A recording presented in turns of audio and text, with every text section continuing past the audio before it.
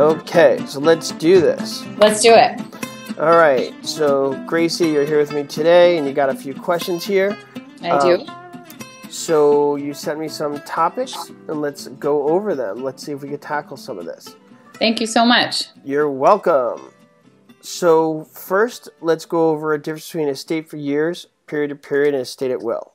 Okay. Okay? That's one of those things where I really think I understand it, and then I get them wrong on the practice tests. Good. So let's go over it real quick to see if you do understand it. Okay. And one of the things I always tell people, and this may not be the case with you, may be the case with you, is a lot of people memorize stuff, Mm-hmm. and it's not the same as understanding it. Yeah, and that's why I do really well with like a real life example. Right. And it's important people understand it because when you memorize it, if you don't get the exact thing that you memorize on your test, you don't get it right. Whereas if you understand it, you're not as dependent getting the exact same thing that was on your test that you practice with either practice questions or vocabulary stuff that you did. Okay, perfect. I often use the analogy of sports. Your kids play sports? Not yet. So They're still little. So for those people who do play sports, I'm a sports person, so I like my sports analogies. Very often you have a person who calls out a play. They'll say, like, Virginia 54. And then you have these kids who run the play exactly. And if it doesn't function exactly like that, they get confused. Whereas somebody who understands the premise of the sport they're playing, whether it's basketball, lacrosse, football, whatever it is they enjoy, then running those plays are a lot easier and memorizing a lot easier because they understand the premise of what's going on. Yeah, that's what I appreciate about you so much. You make it easy to understand in real life. Well, I appreciate that. Thank you. I could look at that textbook definition for 20 years in some of these cases and still not totally be able to apply it. Right. Or a better example, do you speak another language? I do. Okay. So when you learn another language, it's a lot easier to memorize the words when you understand the context. Totally. And that's what this all gets around. When people just try to memorize the words boom, boom, boom, it doesn't really make a lot of sense, and it is just true rote memorization.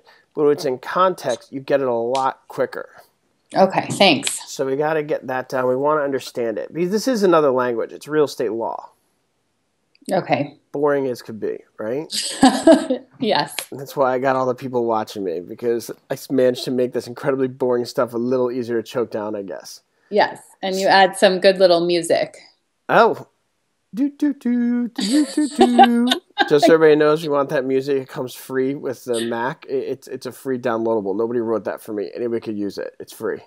We're all going to be dreaming that music for years to come. It's so annoying. It's Vino on the Mac. In case anybody wants to know, it's Vino. Goes, no, I love it. Love it. Do, do, do, do. Yeah, that one. Okay, so here we have this thing. So we're talking about estate for years, periodic tenancy, period to period, estate at will, and estate at sufferance.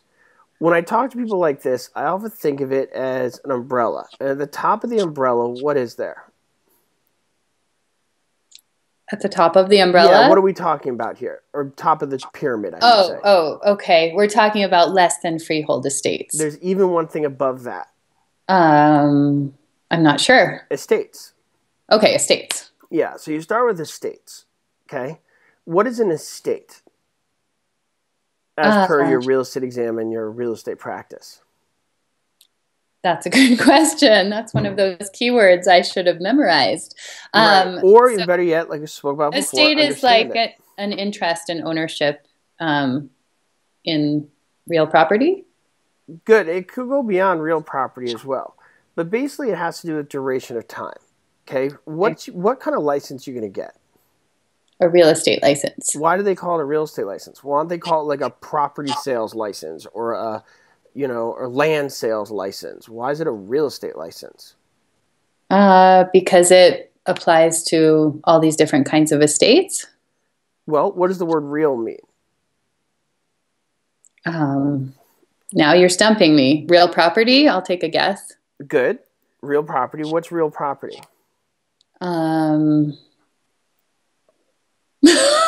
This is like the most basic question. No, it's not. It's a little more. People think it's the most basic, but it's a little trickier than people realize. Give me a hint of what you're going for.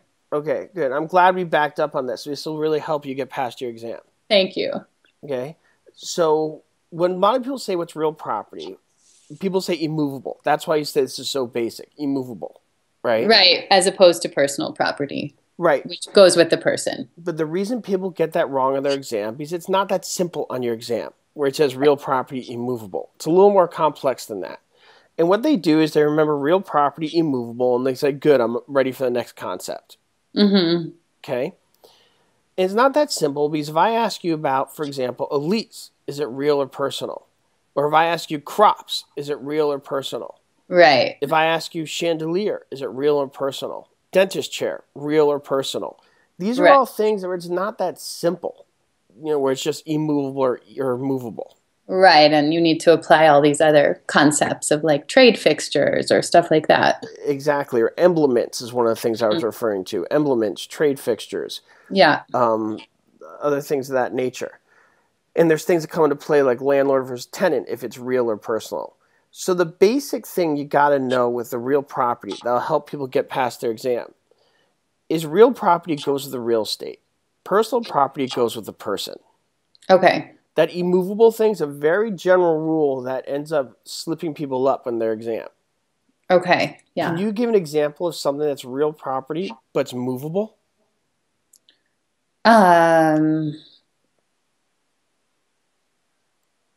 Real property.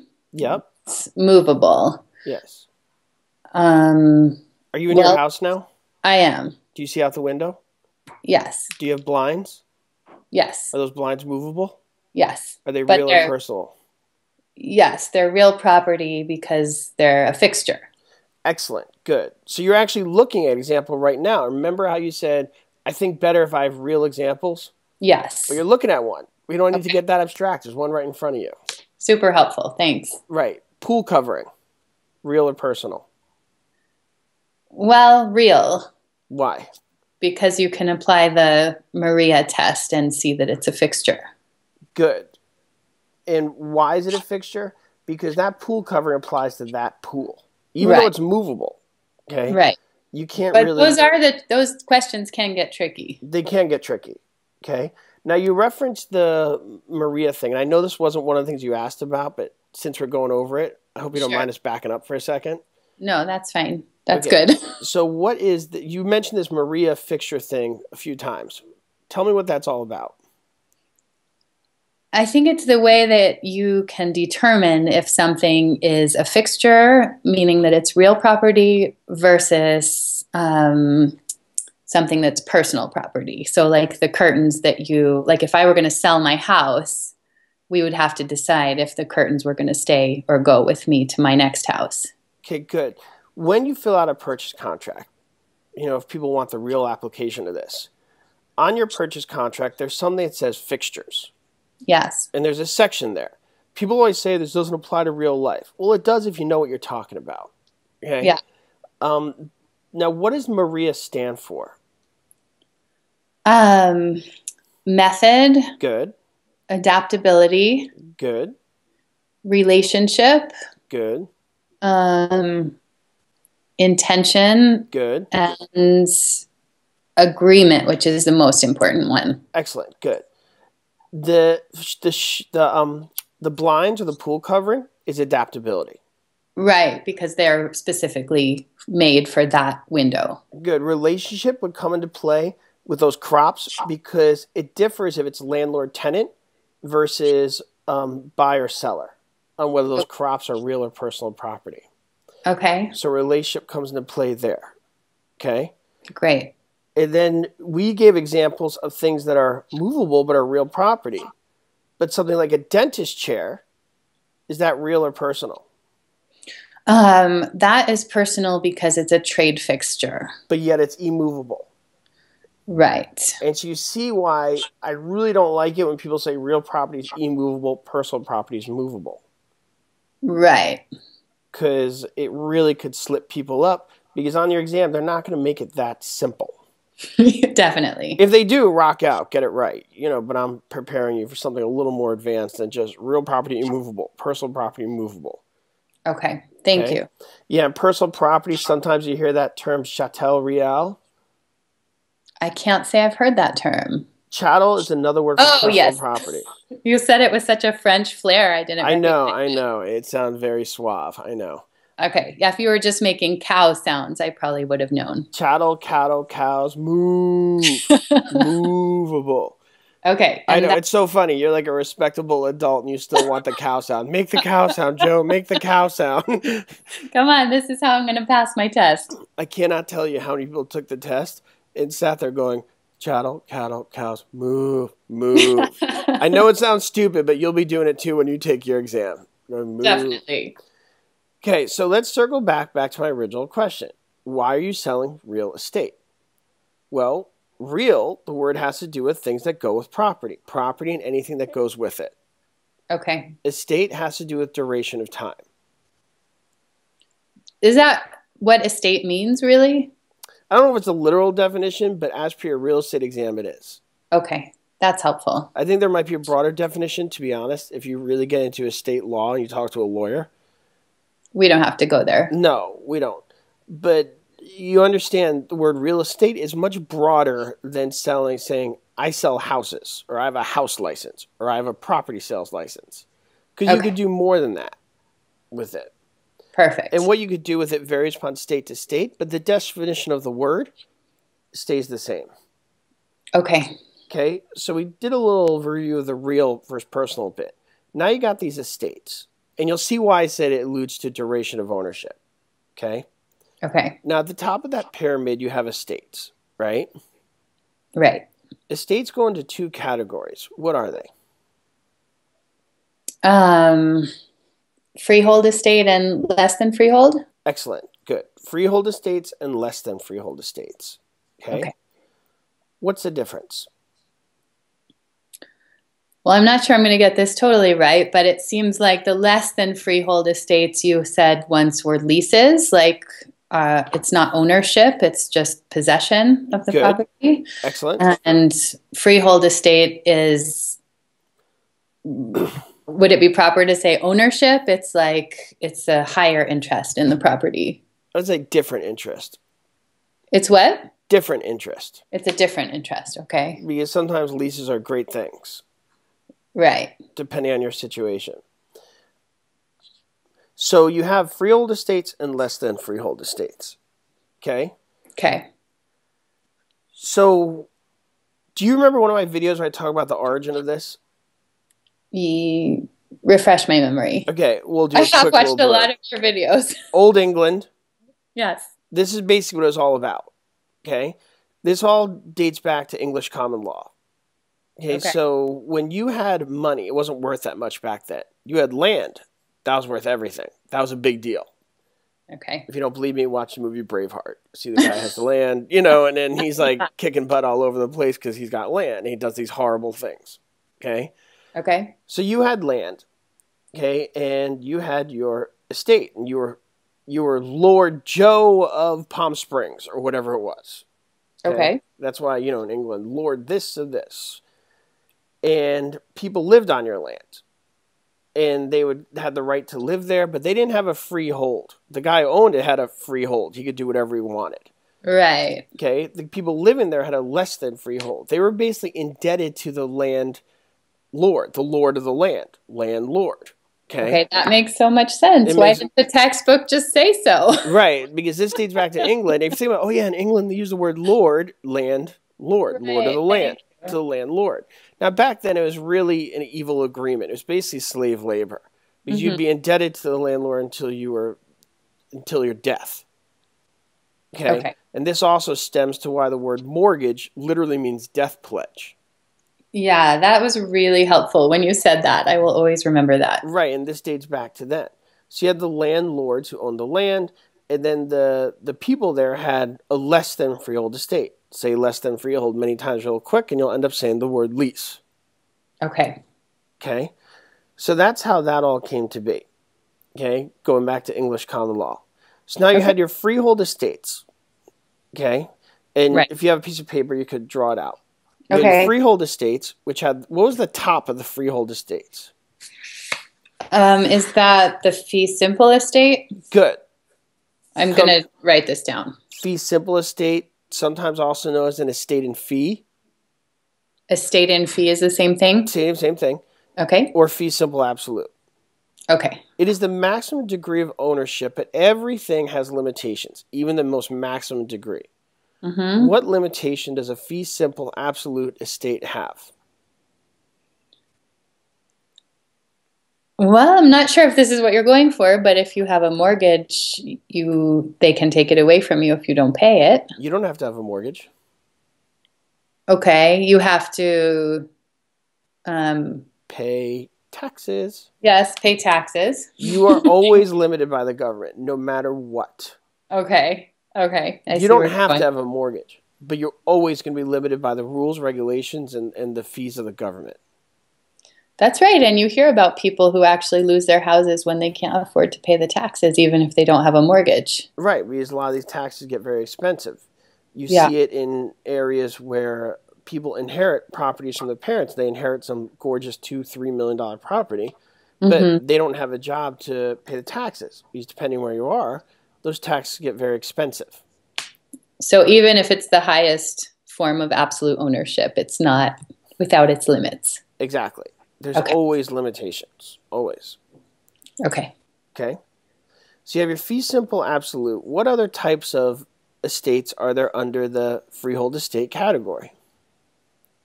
The life estate. Good. What's that one all about?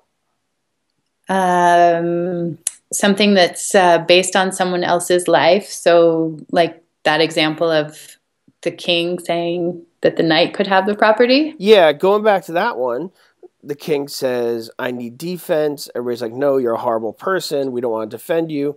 The king says, you want to be rich? Sure. Here's some land. Great. What do I have to do? Keep me alive. I die, you're poor. I'm alive, you're rich. The knight says, sir, rock out. And then Sir Lancelot was born. Okay? Okay. And then he goes, and Sir Lancelot defends the king. Everybody's happy. Sir Lancelot dies. Who gets the property? The king. What's that called? Remainder? Nope. No, That's sorry, the reversionary interest. Oh, okay. Okay? The king Yeah. dies. Who gets the property? The king's heirs? Good. That's the remainder. Okay. And Sir Lancelot or the knight would be the holder of the life estate. Okay. And then in real life, or at least in exam life, could the life estate be based on any number of people's lives? It's Sure. not always that kind of a scenario. Like What? they with put kings and together knights? some. Yeah. No, but there's a lot of different scenarios for a life estate. It's just that it's based on somebody else's life, right? It's based on somebody else's life. In my experience in real estate, I've only seen it when people are senior citizens and they donate a property for a charity or good cause for the duration of their life. Okay. And there could be many reasons, but a lot of times they'll say, I really like this cause. I want you guys to use it. But after I pass, I want my heirs to be able to do whatever they want to do with it. Right. Okay. And there's many different scenarios people could do it. That's just one more updated scenario. It's just the king and knight one really helps drive home the point for people. Cool. What's another type of estate under that freehold estate category? It's the defeasible. What's that all about? That's like you can have this house as long as you don't have any alcohol on the property. Yeah, and it could be any number of things. There's something called a condition.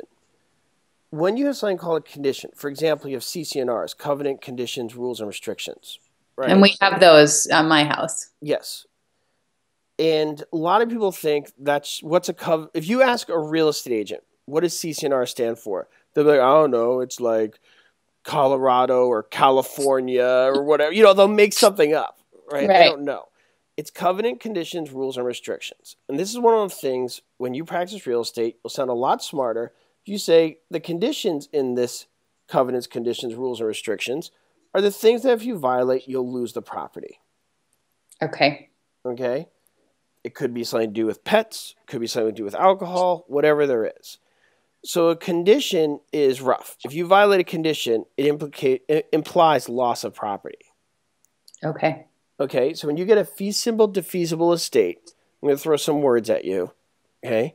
Okay. They could have something called a condition subsequent. Okay. Which could be, like you said, alcohol or maybe no Great Danes. I don't know. Okay. Whatever it is they decide and All you right. agree upon. If you violate it, it'll go back to the person who has that estate in reversion. Right. So remember, that reversionary interest is not just for life estate. A landlord has an estate in reversion, has a reversionary interest as well. Got it. It just means the person it goes back to, reverts back to use the exact word.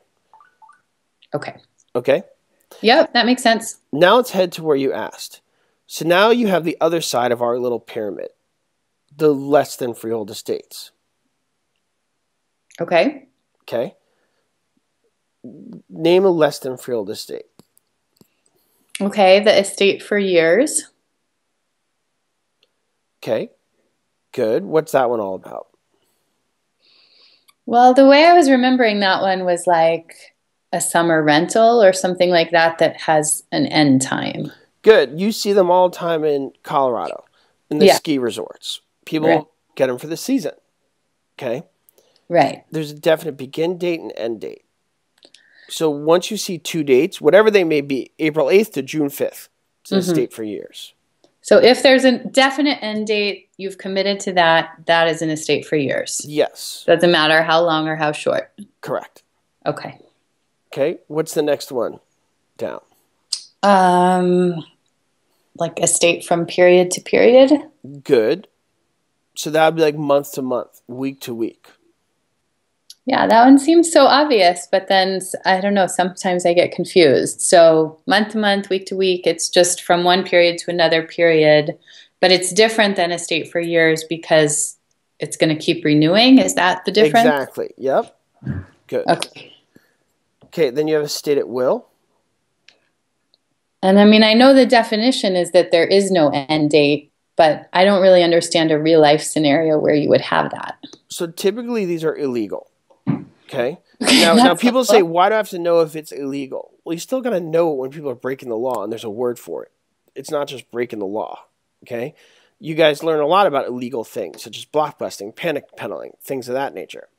Okay. Estate at will basically means you could leave at any time, and I could end it at any time without any notice.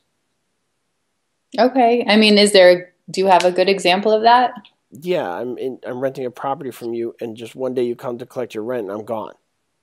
But we didn't have any agreement. Nope, I just left. I was just like, I'm done. See ya. That's estate at will. Yes. Okay. Or one day you come to the tenant and be like, beat it, you're gone. And you have no recourse. Right. Okay. What could be worse than somebody leaving at any time? Somebody staying when you want them to leave? Yeah, they don't leave. The only thing worse than somebody leaving without any notice is they don't leave. And that's that estate at sufferance. Right. The deadbeat tenant. The deadbeat tenant, exactly. The landlord's suffering. Okay? So when you look at the less than freehold estates, the way you described it, which was good, is best case scenario for the landlord to worst case scenario. Best case scenario for the landlord is an estate for years. I know when you're moving out. I know when you're moving in. I know when you're moving out. Okay. And I can plan way in advance for my next tenant. Right. Okay. So that's an estate for years. The next best is estate from period to period. I don't know when you're leaving, but at least I'll know a month before or a week before or whenever we agree upon. Okay. And for some reason, that is reminding me of the test question that I seem to always get wrong, is something like, I don't remember the exact question, but like, you know, I'm going to rent from you for a year, and then after that year is over, I decide to stay on the next month, and you think that's okay. What kind of estate are you in now? Estate for years that converts to a periodic tenancy. And is periodic tenancy the same as estate from period to period? Is that the same? Yes. Yes. Just two different ways to say the same thing. Uh-huh. Because we've moved from a year-long lease to now we're going month to month, and that's okay with you. Yes. I mean, you could agree upon whatever you want. Yeah. Okay. For some reason, that one tricked me, but I think I got it. Thank you. Yeah. And then you have your estate at will, which is leave at any time. Estate sufferance, they don't leave. And what I was getting at when we started this conversation is they both have to do with time. Mm-hmm. Freehold estate is unlimited time. Estate for years is limited in time. Right. Okay? Yeah. And different teachers may explain it different ways, and I invite you to listen to all different teachers who want to help you. You know, and sometimes they may say it in a different way than I do, but by hearing different vantage points, you're getting a better understanding of it. Okay. Well, I think you really helped. Thank you. Right. And at the end of the day, there's always Google. Okay. You know, so. Okay. Next up. So we got that down. We good to go with that topic? Yeah, I really feel better about that. I think I just somehow needed to lock that in. Okay. So another one you asked me about was truth in lending. Okay. Oh, don't say that. It's not as hard as you think. It's super easy. Okay. Okay. So well, what happens is that there is a test question, and two of the possible answers are RESPA, and another possible answer is Regulation Z. And no matter how much I read the textbook, I find myself choosing the wrong one. So if we could get that nailed down once and for all, I would be so grateful. Is there an all of the above when you see those? No. Are you sure? Yeah. Because truth in lending and Regulation Z are almost identical. Oh, no, not truth in lending and Regulation Z. One choice is RESPA and one choice is Regulation Z. Okay, that's a little better. Okay. So first off, truth in lending was 1968. Okay? It was found in 1968. There was something else that was founded in 1968 that you should know about, not only for your exam, but for your American history. Do you know what that is? Yes, that was the Fair Housing Act. Good. That was federal fair housing. Federal fair housing. Yeah. Truth in lending was 1968, which was designed to promote the informed use of consumer credit. It's a very fancy way of saying, let me know what I'm paying. Okay? Mm-hmm. It's to avoid you from signing things saying, oh, I'm paying this very low fee. This is wonderful. And they say, oh, we forgot that we screwed you, taxed the ha fee, and you're a sucker charge. Right? Right. And you know what I'm talking about. If you ever got a loan, either from a car or from a house, you've been through this. We're just like, I have no idea what I'm paying anymore. This is just out of control. I know there's some numbers and they're all flying around. It's just very confusing. Absolutely. So what they did is they introduced something called an APR. You ever heard of APR?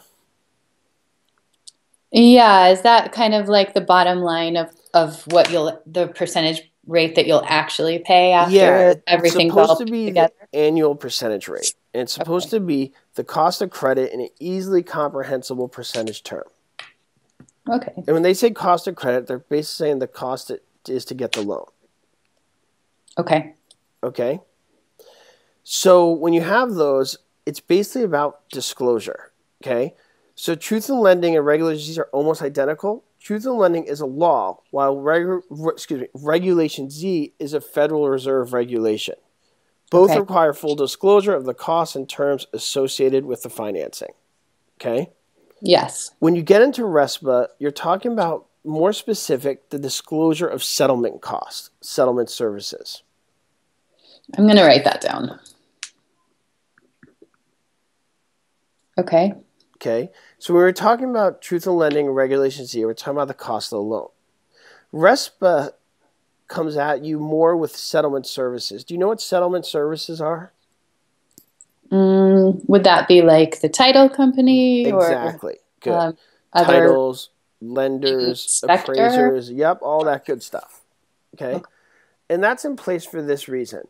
If I turn to you and say, you know, Gracie, I got this great lender for you, and you're like, Joe, you're an awesome agent. I love you. I trust you with everything. If you say he's a great lender, then you know what? I'm all about it. Let's go. Okay? Mm-hmm. What would you think if you found out I just met that guy at lunch today and he told me if I send him over to you, he'd give me $100? I would feel betrayed. You'd be pissed. I mean, that's a nice way of saying it. You'd be super pissed, right? Right. Because when you went to me, you thought that I was giving you things based upon his background, his experience, his knowledge, and the work he does. Not because he gave me $100 at lunch. Yeah. Okay. RESPA says what I just did in that scenario is a violation. Okay. Okay. You can't So do that. okay. So if it's a question that's talking about something that has to do with like a settlement service, that's probably RESPA. Exactly. Good. I'm And then just trying to see the difference between the two. Yeah. well, the other one's not as specific to settlement services. Right. Okay. RESPA is targeting settlement service. Okay. It's Real Estate Settlement Procedures Act. Okay. Okay. So if you hear something about kickbacks, for example, they're talking about RESPA. Okay. Okay. Thank you. Yes, thanks. All right. Now, I don't know why. I must have read that part in the textbook so many times, but I think you cleared it up. Thank you. Oh, good. I'm glad. Okay. Now, just so you know, with the truth of lending, it may not apply to things like businesses, agricultural, commercial purposes. Most of these laws are there to defend your average person getting a residential home because they've been the victims of a lot of this. Okay, so in both cases with RESPA and the other two are mostly residential? Yes. Okay. Thanks. Okay. All right. Okay. Now, also remember, I'm not a lawyer, so don't use this when trying to sue people. It's just trying to get you past the exam. Okay. I mean, it's not that you're writing it down and be like, that title rep, I hated him. I'm going to sue him. Okay. Don't cite me in court. Fair enough. Fair enough. There's this guy on this YouTube channel. He said, All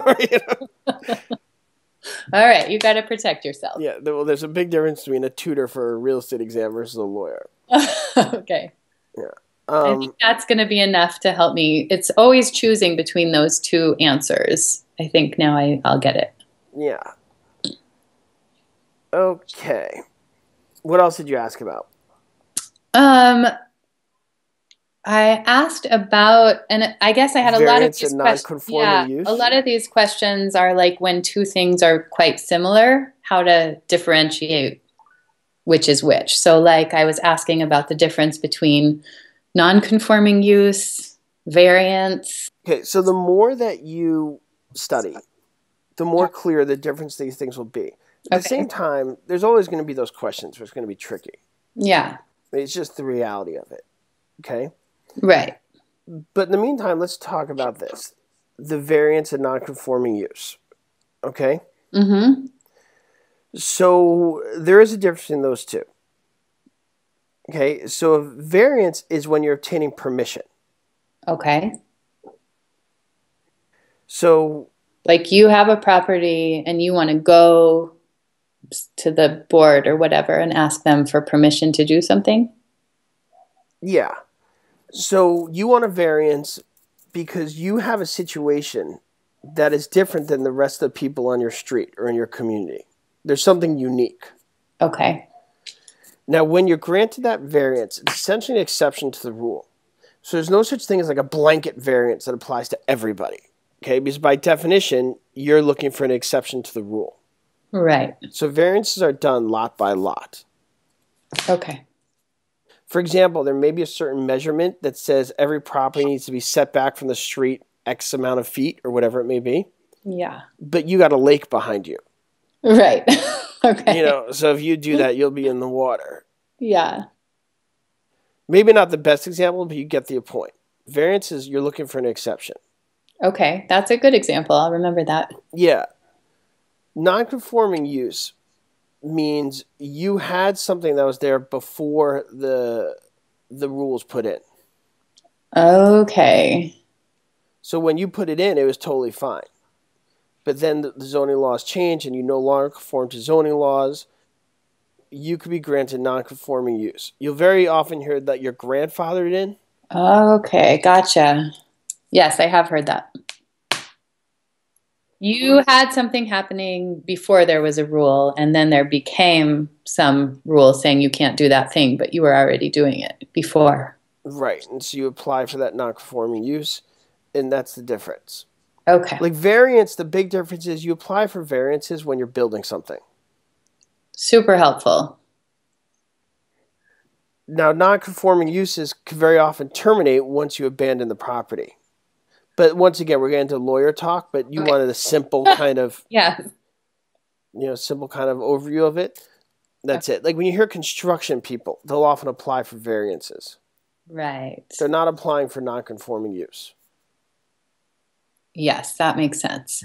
Does that help? So much. Thank you. Yeah, we could just keep that simple on that. I think that's good. Yeah, thank you.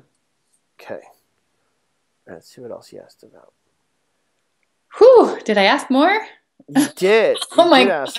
You asked me about 1031 tax deferred exchange. I don't think that was me, but... Yes, you did. You asked about this thing called a boot. Oh. Does that sound familiar now? Maybe. Okay, go ahead. All right, well, you're going to know it now, whether you do or not. You're like, I didn't ask about it, but I don't know what that is. So I definitely need to know about it. Right. Like, maybe I should have. Okay. Everybody needs to know about 1031 tax deferred exchange. A lot of people, when they ask me for my help, they say, what state do you help with? And what they don't realize is so much of this applies to everybody. Right. Especially when you're dealing with federal law, especially when you're dealing with things like 1031 tax deferred exchanges. Mm-hmm. Because it goes from, you could get a property in different states. Do you know what this is? Do I know what a 1031 exchange is? Yes. I do. Okay, go for it. It's when you have the opportunity to sell your investment property and buy something else that's similar to it and not pay taxes on the capital gains, defer those. Like you can just get the other property. Am I going in the right direction here? You are. You're doing awesome. No, you're totally doing great. Okay. I mean, I've seen this actually happen in real life. So I when I've seen it in real life, I understand it. No, I love that you said that because once again, people are like, well, this exam doesn't apply what happens in real life. Not only does this apply in real life, there's people who make their entire career off of doing these exchanges. Okay. That's what they do. And even if you don't do this for a living, you should know what it is if you're a real estate agent. It'd be really lame if you're a real estate agent and you have no idea what this is. Right. So the benefit is that even if that first investment property has appreciated quite a bit, you could buy a more expensive property and not pay any taxes at that point. Now, I just want to correct you a little bit on that. Okay. So you said not pay any taxes, and that's not exactly accurate. Okay. So many people make the mistake of calling this a tax-free exchange, 1031 tax-free exchange. And if you notice, when I introduced this to you, I said tax-deferred exchange. Right. Well, you're going to have to pay at the end. Exactly. And that's the key slip-up people make. And for people who don't understand what this is, basically it's the government's incentive for you to invest in property. Because the government believes that when people own property, they take better care of the property, the values increase, and, everything's a lot nicer. A country full of tenants creates poverty, And people don't tend to take care of properties as well when they rent, just generally speaking, obviously. Okay? Right. Would you say that's true, generally? Generally. Because when you own it, your equity's involved, it's your life savings involved. A lot of times all your money's in there. Absolutely. When it's your tenant, you're just like, well, I'm gone. After I'm done here, see ya. Especially if it's an estate at will. Yes, exactly. So what this is an incentive to own property. So you own property. Okay. And when you take the money, you put it into another property, you don't pay taxes on that sale. Right. Whereas if you sold it and didn't put in another property, you just took it to go buy a cookie with it or whatever you wanted, you'd have to pay taxes on that. Right. Now, you seem to understand this pretty well, so I'm going to test you a little more on it. Okay. I sell my property. How long do I have to identify the next property I want to buy? Ooh. I'm going to just take a wild stab. Is it 145 days? 45 days. Oh, 45 days. Okay, I'm holding so many numbers in my brain. 45 days. And it's 180 to close. Okay. And what's your special trick to remember that? Remember 45 and 180? Yeah. I mean, there's not. I mean, it's kind of. I mean, there's no cows mooing on this one, lady. I need some cows. Yeah, nope, not this one. Okay. All right. Is what it is.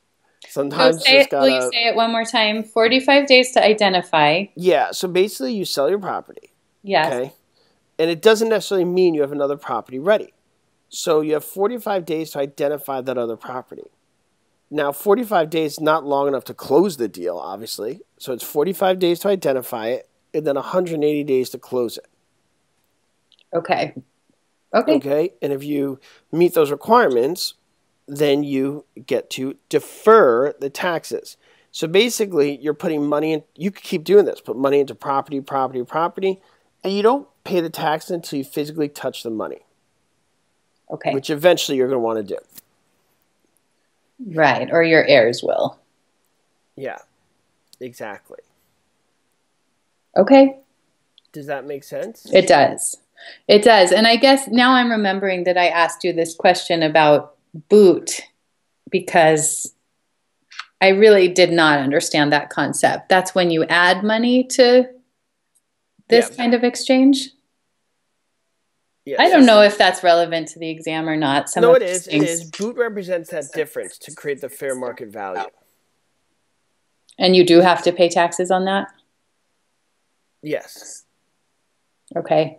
I mean, some of this stuff, it's like, is this relevant? But then it will come up on the practice exams, and I'll be like, I have no idea what that is. Well, this will also come up when you actually practice real estate. Okay.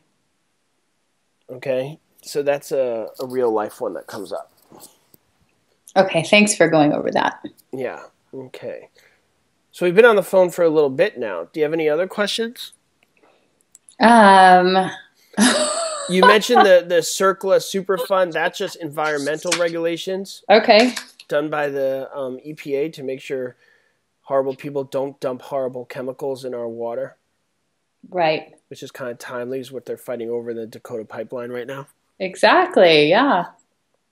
Yeah. And it was I just saw that word easement all over the news, so that's actually really timely to understand what an easement is. Yeah. So it is. You know, all those terms are coming up now. Right. So the CERCLA, okay, Comprehensive Environmental Response, Compensation, and Liability Act, has to do with protecting the environment. Okay. Okay, and it's a biggie. It's a big deal. Okay. All right. Well, if we have like 5 minutes more, I would take like a pep talk about passing the exam. A big go get 'em, you can do it type thing. Your sleep. When's your exam? It's in about a week and a half. Oh, you don't need a pep talk just yet. You got plenty of time. Yeah? Okay. I mean, I really do find that, and maybe other people out there feel this too, like you can think you understand something and then the test just kind of knocks you down. Well, here's the thing that I always tell people, and I tell people it works for me, is the big reason people don't pass is because of stress. Mm-hmm. Well, either stress or they don't study hard enough. I mean, there's other people who just plain don't study. But I'm giving people the benefit of the doubt that they're studying. Okay? I mean, there's obviously that rule of there's no shortcuts. You got to learn this stuff. You got to study. People all the time want cheat sheets, you know, the exact questions on their exam. There's none of that. Okay?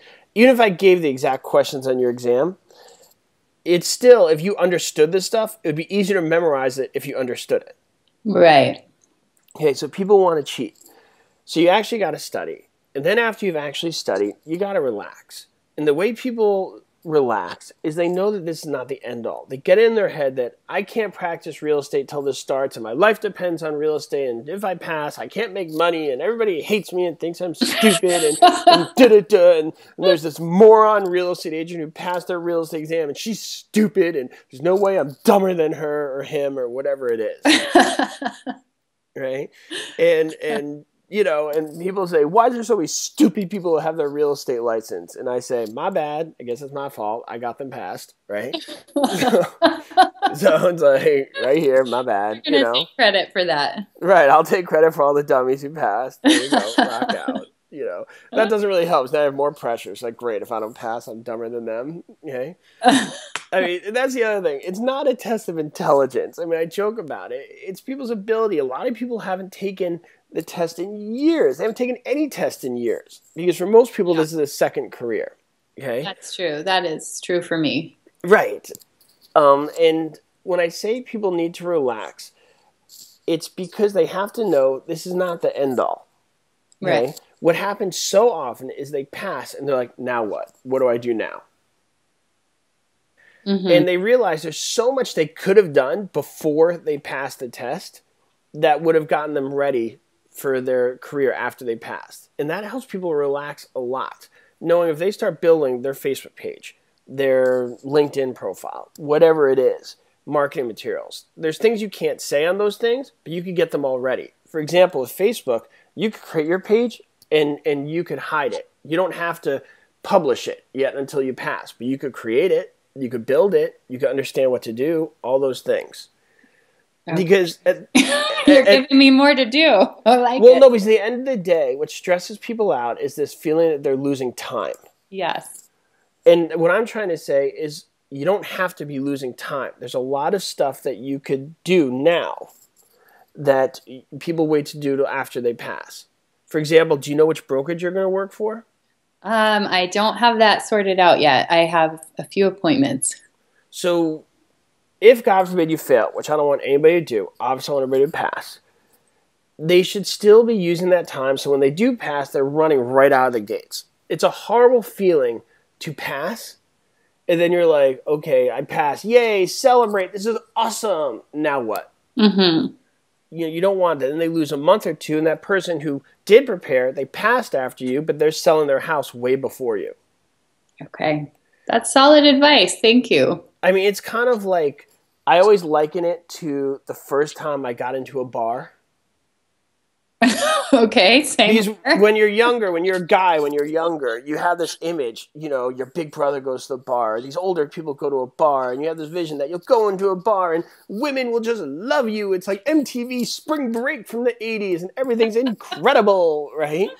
And then you finally manage to get in, either with a fake ID or turn 21 or whatever, and you enter the bar, and you're like, where's all the girls who want to talk to me? Nobody's here. I don't know what to do. I have no idea. Right. Oh, these drinks cost money? On MTV, they were all just pouring from the sky. I don't understand any of this. This is horrible, right? And you realize you weren't ready for it all. And you go back their tail between your legs to your big brother, be like, I got in, but what do I do? And then they say, oh, you have no idea, do you? Okay? And for a lot of people, it's a similar feeling once they pass their exam. They have this image, like, once I pass, I'll be selling, I'll be in mansions, doing open houses. Everybody will be like, tell me, how do I sell my multi-million-dollar mansion? You passed, you're wonderful. It just doesn't happen like that. Okay. Like, you pass, you're not ready. And much like with, when the first time I went to a bar, it would have been helpful if my brother was like, listen, eventually you're going to be able to go to a bar, and this is what you got to know. There's this thing called tipping a bartender. This is how you talk to a girl if you want. This is being respectful. This is not. These are the things you wear and what you do and blah, blah, blah, blah, blah. Instead of me just going in with my mouth dropping and wanting to leave after 2 minutes.